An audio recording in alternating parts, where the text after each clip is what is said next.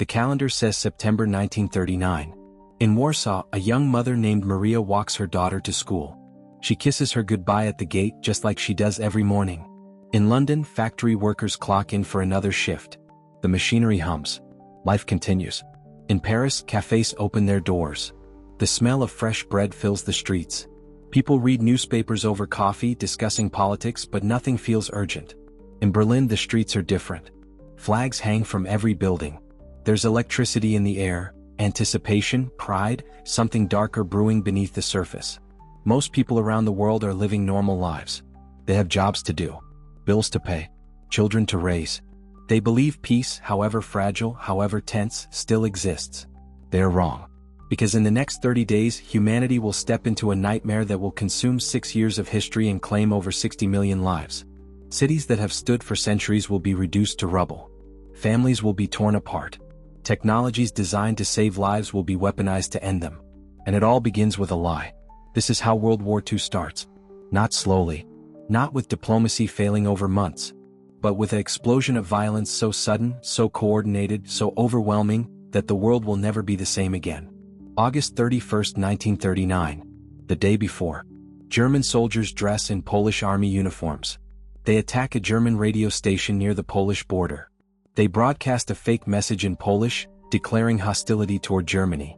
They leave behind dead prisoners from concentration camps dressed as Polish attackers. This is Operation Himmler. A false flag. A manufactured excuse. Hitler needs the German people to believe Poland attacked first. He needs the world to think Germany is the victim. And now he has his lie. The next morning, Hitler addresses the Reichstag, Germany's parliament. His voice is cold, controlled, furious. Poland has attacked German territory. Since 5:45 a.m., we have been returning fire. From now on, bombs will be met with bombs. It's a complete fabrication. But it doesn't matter. Because the invasion has already begun. 4:45 a.m. Before most Poles are awake, the German battleship Schleswig-Holstein opens fire on a Polish military depot on the Westerplatte Peninsula near Gdansk. The sound is deafening. At the same moment, along a 1,750-mile border, over 1.5 million German troops begin moving into Poland. This is not the war people remember from 1914. There are no trenches being dug. No soldiers marching slowly toward static lines. This is something new. Something terrifying. Blitzkrieg. Lightning war. 60 divisions. Armored tanks cutting through defenses like knives through paper. Motorized infantry following behind, securing territory before Poland can even react. And from above, the Luftwaffe, the German Air Force, rains destruction. Stuka dive bombers scream toward the ground, releasing their payloads on bridges, train stations, roads. The sound alone is psychological warfare. A siren designed to create panic. And it works. Polish forces fight back with courage. Cavalry units charge German positions trying to slow the advance. But courage cannot stop steel. Horses cannot outrun tanks. In Warsaw, Maria hears the explosions in the distance. She doesn't understand yet. None of them do. They think this might be exercises. Maybe a border skirmish. Surely this can't be war, not real war. But by noon, the radio confirms it. Germany has invaded. Poland is at war. And the most horrifying part? No one is coming fast enough to stop it. Britain and France have treaties with Poland. Promises of protection. But those promises require time. Time to mobilize, time to debate, time Poland does not have. By the end of day one, German forces have advanced over 30 miles into Polish territory. Entire towns are burning. Refugees are flooding the roads. Children are separated from parents in the chaos. And the world watches, frozen, trying to comprehend what is happening. September 2, 1939. Radio broadcasts crackle across Europe and beyond. In living rooms from London to New York, families gather around their radios in silence. Mothers hold their children close. Fathers stare at nothing, lost in memory of the last war, the war that was supposed to end all wars. In Britain, Prime Minister Neville Chamberlain stands before Parliament. Just 1 year ago, he returned from Munich waving a piece of paper, promising peace for our time. He believed Hitler could be reasoned with. He believed appeasement would work. He was wrong. Now, Chamberlain issues an ultimatum. Germany must withdraw from Poland immediately, or Britain will declare war. France issues a similar demand. The world waits. Hitler ignores them. Meanwhile, in Poland, the nightmare deepens. The Luftwaffe bombs Wilen, a small town with no military significance. Over 1,200 civilians are killed in minutes. It's a message: nowhere is safe. Refugees pack the roads. Entire families walk with whatever they can carry. Suitcases, photographs, a child's toy. Old men push carts. Mothers carry babies. The exodus is biblical in scale. And still, Britain and France have not acted. The Polish government sends desperate messages. Where are you? We are dying. Where are your armies? But armies don't move overnight. Declarations take time. Mobilization takes time. Time Poland does not have. September 3, 1939, 11:15 a.m. Neville Chamberlain's voice comes over the radio, somber and slow. I am speaking to you from the cabinet room at 10 Downing Street. This morning, the British ambassador in Berlin handed the German government a final note, stating that unless we heard from them by 11 o'clock that they were prepared at once to withdraw their troops from Poland, a state of war would exist between us. I have to tell you now that no such undertaking has been received, and that consequently, this country is at war with Germany. Silence. No cheering in the streets. No celebrations. Only fear. People remember the last war. They remember the trenches, the gas, the millions dead. They know their sons will be called to fight. They know their cities might burn. Hours later, France declares war as well. World War II is now official. But here's the tragedy. Britain and France declaring war doesn't stop the German advance. Their armies remain on their own borders. They are not ready. They are not mobilized. They watch as Poland is devoured. This period will later be called the phony war in the West. Months of declared war but little fighting. But for Poland there is nothing phony about it. For Poland the war is brutally, horrifically real. By the end of the first week, German forces have surrounded major cities. Krakow, Lodz, Poznan. Polish forces mount desperate defenses. At Mokra, Polish cavalry, yes, cavalry in 1939, managed to delay German tank divisions for an entire day through sheer bravery and tactical brilliance. They use anti-tank weapons, dig in, and refuse to break. But isolated acts of heroism cannot stop a coordinated invasion of this scale. The Luftwaffe bombs everything. Military bases, yes, but also train stations. Hospitals marked with red crosses. Residential neighborhoods. The goal is not just military victory, it's psychological collapse. Terror. Total war. This is new. In previous conflicts there were still rules. Civilians were supposed to be protected. Certain targets were off limits. Not anymore. In the ruins of a bombed hospital in Warsaw, a nurse pulls a child from the rubble. The child is screaming for her mother. The mother is gone. Scenes like this are happening across Poland. And from the east, something even darker is approaching. September 17, 1939. At 3 a.m., over 800,000 Soviet troops cross Poland's eastern border. No warning. No declaration.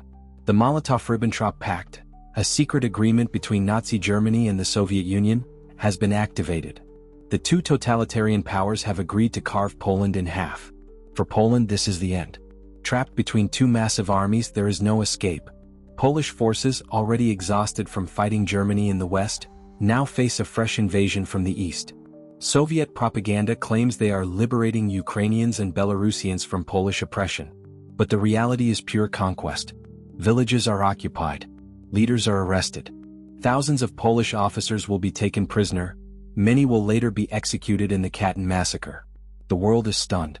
Stalin, leader of the Communist Soviet Union, and Hitler, leader of the Fascist Third Reich, have become allies. Ideological enemies working together to destroy a sovereign nation. This shatters the illusion that this war is about ideology or defense. This is about power. Pure, unchecked power. As Poland dies, the rest of Europe begins to understand what's coming. In Britain, the government distributes gas masks to every citizen, including children. Families are instructed on how to build bomb shelters in their backyards. Blackout curtains go up in every window. Cities must be invisible from the air at night. In France, soldiers man the Maginot Line, a massive system of fortifications along the German border. They believe these defenses will hold. They are wrong, but they don't know that yet. In the Atlantic Ocean, German U-boats begin hunting Allied ships. On September 3, just hours after Britain declares war, a German submarine sinks the passenger ship SS Athenia, killing 117 people, including 28 Americans. The age of total war has arrived. Civilians are no longer bystanders. They are targets. Supply lines are targets. Food shipments are targets. Every person, every resource, every inch of territory is part of the war machine. Meanwhile, in Poland, the resistance continues. The siege of Warsaw becomes legendary. Polish forces hold the capital for weeks against overwhelming odds. Civilians build barricades. Women and children carry ammunition to soldiers. They fight because surrender is unthinkable. But ammunition runs out. Food runs out. Hope runs out. September 27, 1939. After weeks of siege, Warsaw surrenders. The city is unrecognizable. Buildings are gutted. Streets are cratered. Bodies lie in the rubble. Over 25,000 civilians are dead. The Polish government flees into exile, first to Romania, then to Britain. They will continue to fight from abroad, forming resistance networks, intelligence operations, and military units that will serve alongside the Allies for the rest of the war. But Poland as a nation, Poland as a free country, is gone. On September 28, Germany and the Soviet Union signed the German-Soviet Boundary and Friendship Treaty, formalizing the partition. Poland is divided. Millions of people now live under totalitarian occupation. For those in the German zone, brutal repression begins immediately. Intellectuals, priests, teachers, anyone who could lead resistance, are arrested and executed. Jews are forced into ghettos. The machinery of the Holocaust is being assembled. For those in the Soviet zone, mass deportations begin. Entire communities are shipped to labor camps in Siberia. Families are torn apart. Many will never return. In just 30 days, Poland has been erased from the map. And the world realizes, this is not a short war. This is not a limited war. This is a war without mercy. Let's step back and understand what just happened. In 30 days, international law collapsed. Treaties meant nothing. Borders meant nothing. Promises of protection were exposed as hollow. Civilians became weapons. Terror bombing. Starvation sieges. Hostage populations. The line between soldier and civilian blurred, then disappeared. Neutrality became impossible. Small nations realized they could not stay out of this. The war would come to them whether they wanted it or not. Technology replaced humanity. Tanks, planes, radios, encryption. Warfare became industrial, impersonal, efficient. Most importantly, hope was replaced by fear. What began as a regional invasion became a global catastrophe. From these 30 days will come the Holocaust, 6 million Jews murdered in a systematic genocide, the Battle of Britain, the Luftwaffe trying to bomb Britain into submission, Operation Barbarossa, Hitler's invasion of the Soviet Union, the largest land invasion in history, Pearl Harbor, Japan's attack bringing the United States into the war. D-Day, the largest amphibious invasion ever attempted, Hiroshima and Nagasaki, the atomic age beginning with 2 cities incinerated in seconds. All of it starts here, in these first 30 days, with one invasion. One lie. One moment when the world stood at the edge and then stepped into the abyss. Remember Maria? The mother who walked her daughter to school on September 1st? By the end of the war, Warsaw will have lost over 80% of its buildings. 500,000 of its people will be dead. Maria's story is one of millions. Individual lives, individual hopes, individual futures. All consumed by a war that could have been stopped, but wasn't. World War II didn't slowly spiral out of control. It exploded because warnings were ignored, aggression went unpunished, and the world waited too long to act. History teaches us something brutal. The cost of stopping evil early is always lower than the price of stopping it late. 30 days. That's all it took to change warfare, politics, morality, and humanity itself. And once the world stepped into this war, there was no way back. Those who cannot remember the past are condemned to repeat it.